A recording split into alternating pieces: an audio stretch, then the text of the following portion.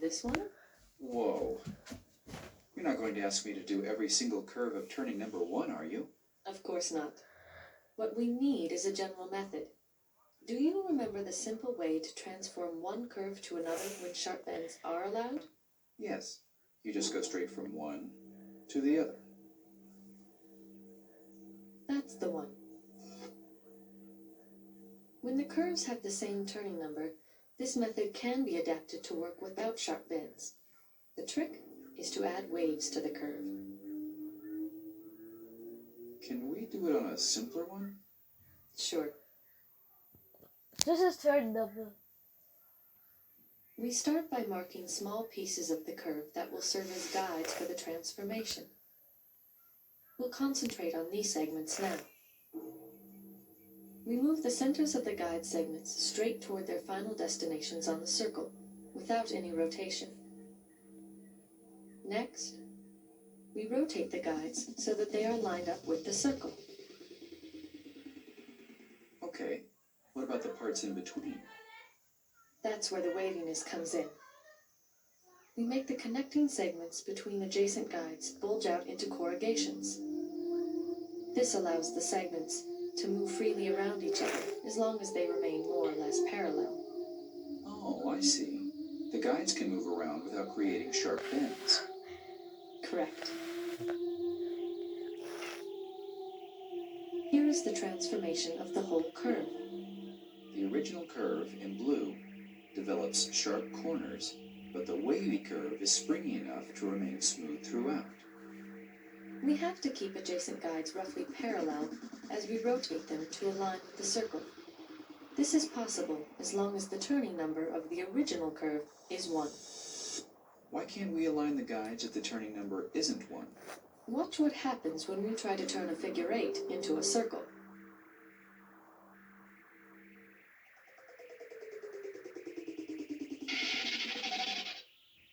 Oops. And here, both the initial and final curve have turning number 0.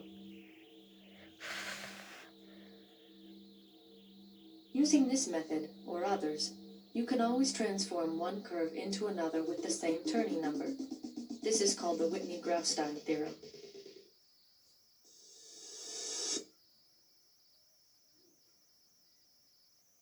And what does this have to do with the sphere? A lot. Think of the sphere as a stack of circles, deformed into a barrel shape, and closed off by caps above and below. Just as we made our curves more pliable by dividing them into guide segments connected by waves, we divide the barrel into guide strips that alternate with wavy strips. The waviness dies out at the top and bottom, so as to match the caps. This is going to get complicated. Then, for now, let's look at a single guide strip along with the caps. Start by pushing the two caps past each other. Before, when I pushed the poles through, it made a crease. Stop before the crease, when the guide has a loop in the middle. Oh, look, dear, find its pen. I just need Now we it. turn the two caps in opposite directions, because we want to convert the loop in the middle to twisting at the ends. Oh, I know. It's like a belt. If you put a loop in the middle and pull the ends tight, the loop turns into twisting. Right. Then you can straighten out the belt by turning each end half a turn in opposite directions. To finish the inversion, we just need to push the middle of the guide strip back through the center of the sphere. Can I see how two guide strips interact? Sure. You can see that there are two It places looks like a where the strips sphere. intersect near the central axis. And the gold sides that started facing out are now facing in. Here is the whole process with all the guides.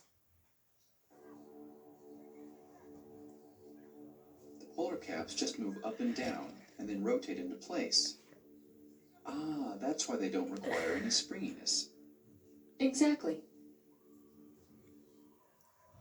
Now let's look at two guides and the corrugation between them, from a pole to the equator. This chunk is the fundamental building block of the eversion. The whole sphere is made from 16 rotated copies of this piece. That looks pretty complicated. Yes, but the corrugation is just following the twisting of the guide strips that you saw before. Can I see that from pole to pole? Yes. The corrugation provides Almost flexibility between the how. guides, so that their motion does not create any You pinches could have- or creases. No, I'm not even gonna Just like pull the it holes out, in and the then book I that will we do saw it. Okay, I'll stop talking. I'll stop I'm not using talking. it for you today. Let me see the whole Make thing. this for somebody. We corrugate the connecting strips between the guides and push the caps past each other. We twist the caps to undo the metal loops and push the equator across the sphere. Finally, we uncorrugate. I still don't understand. Is there some other way to look at this? Okay, we'll divide the sphere into thin horizontal ribbons. We'll look at one ribbon at a time.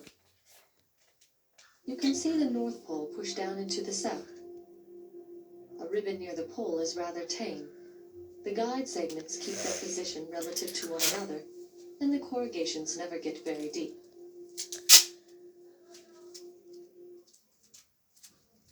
Ribbons closer to the equator are wilder, so we'll split the screen to see what's going on. No, The Anna. camera tracks the ribbon from above, so its apparent size does not change. It's your fault. This overhead view highlights the symmetries that are hidden in the side view on the left, where we see the position of the ribbon in space. Uh-oh. Oh no. At the equator, Oh, the no. ribbon just twists and doesn't move up or down. no. That's okay. Wait a minute. This ribbon looks just like the wall under the monorail, and it's turning inside out. Cut in the You middle. finally convinced me that that was impossible. Put your hand again. Put your hand I'll again. play that again. Here. Remember that our walls represented circles and had to stay vertical. But here the ribbon can twist around in space because it's part of a sphere. Another way to understand the eversion is to progressively build up the surface of the sphere at a few important stages. This is the corrugation phase. Now we've just pushed the caps through each other. This is the middle of the twisting phase. We can see the complex activity at the equator. At the end of the twisting phase, the corrugations have merely become figure eights. Here we're in the middle of pushing horizontally through the center of the sphere. Finally, we show the uncorrugation phase. The sphere is now entirely purple. Wow. I think I'm ready to see the Let's whole thing again. take this one. Here goes. Why you did ruin it, and I'm gonna do the last one.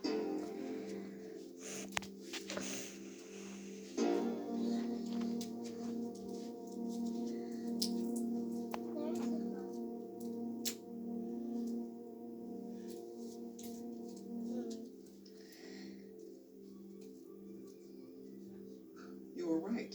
You can turn a sphere inside out without poking holes or creasing it, even though you can't do it for a circle. This is great. Somebody should make a movie about this stuff.